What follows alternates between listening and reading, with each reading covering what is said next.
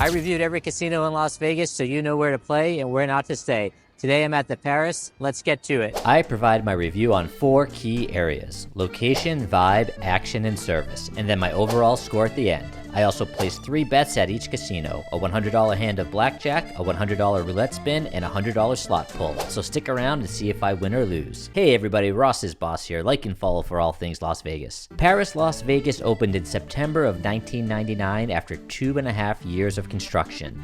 Most known for its half-scale replica of the Eiffel Tower, standing at 540 feet tall, as well as other famous Paris, France landmarks like the Louvre and the Arc de Triomphe, as well as a few others. Let me know in the comments if you know what they are. The site of Paris Las Vegas was originally occupied by the Galaxy Motel and a small strip mall. The latter had included the Little Caesars Casino and a standalone sportsbook known as Churchill Downs.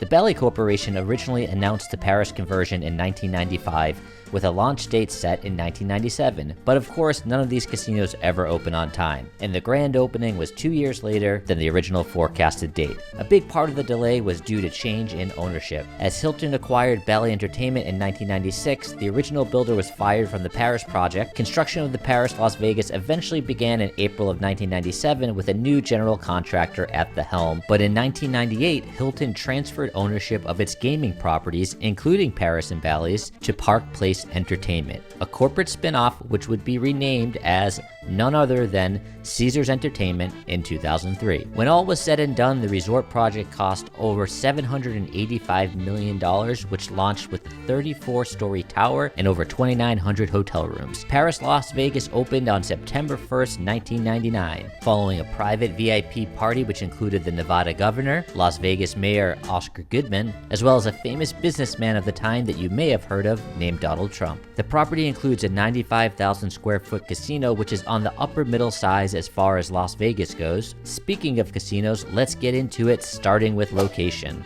This Central Strip property originally launched as a sister property to Bally's, now the Horseshoe. The two resorts are actually connected, and a fun fact, they were so integrated originally they shared operations including a gaming license and a reservation system. With the physical connection to the Horseshoe and Planet Hollywood just south, you've got your pick of Caesars Entertainment properties on one side of the road, and MGM properties across the street in the Bellagio and the Cosmo. This location is coveted and gives you access to many casino options shall you want to venture outside of the Paris. In 2023, Caesars announced plans to renovate one of the Horseshoe hotel towers and transfer it to the Paris Las Vegas, reinvigorating the original physical ties to both properties while adding 756 rooms to the Versailles Tower at Paris Las Vegas. I give this location an 8.6. Let's talk vibe. As a themed casino, everything in this property is meant to replicate a stroll through France's storied city. The first thing you'll notice is the faux sky ceiling, something you'll see in a few other locations in Vegas, including the Venetian. I'm typically not a fan of themed casinos because they can feel a bit hokey, but I really like the vibe at Paris. Maybe I'm biased because I love the city of Paris, but this place has all good vibes. If you squint your eyes, you may think you're walking along the Seine River, or maybe strolling past the Paris Opera House. But most importantly, from a gambling perspective, they do a good job of breaking up the near 100,000 square feet of gaming floor, so it doesn't feel too sprawling or overwhelming. If you remember my scathing review of Planet Hollywood's vibe for being way too open and cavernous, you'll be surprised to know that the Paris casino floor is almost 2/3 bigger, but still feels cozy like a Parisian cafe, a testament to their space management. Speaking of cafes, they have a lounge bar off the floor, which I'm always a fan of. I don't love this one as it feels more like a place for coffee than champagne, and I think the ceiling could use a paint job, but overall, the vibes are strong at Paris. I give the vibe an 8.2. Moving on to action. Unlike high-end resorts opening on the Strip around the same time, Paris targeted a middle-class clientele. This is representative in their gaming floor. It's not entry-level, but also not high-end like the Wynn.